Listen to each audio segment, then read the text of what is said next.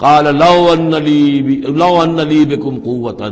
انہوں نے کہا کاش کہ میرے پاس تمہارے مقابلے کے لیے کوئی طاقت ہوتی، او آوی الی رکن شدید، یا میں کوئی قلعہ ایسا ہوتا جس میں مضبوط میں جا کر پناہ لے لیتا اور تم سے اپنے آپ کو اور اپنے مہمانوں کو بچا لیتا۔ یہاں ہے اصل میں حضور صلی اللہ علیہ وسلم کی ایک حدیث میں الفاظ آئے ہیں، یرحم اللہ لوطا لقد کان یاوی الی رکن شدید، اللہ تعالیٰ رحم فرمائے لوط پر، وہ ایک مضبوط قلعے میں تھے،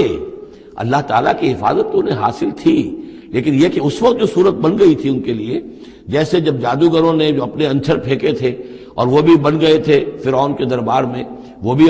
شکل اختیار کر لی تھی انہوں نے سانپوں کی، تو حضرت موسیٰ پر بھی وقتی طور پر خوف طاری ہو گیا تھا۔ تو بل بنائے طبع بشری خوف کا ہو جانا یہ کوئی نبوت کی عصمت کے منافی نہیں ہے۔ تو یہاں پر بھی اللہ تعالیٰ کی حفاظت تھی، اور جیسا کہ آیا فرشتوں نے پھر ذرا سا ایک ہاتھ ہلایا اور سب کے سب اندھے ہو گئے، وہ اس طرح کا معاملہ تفاصیل تورات میں ہے۔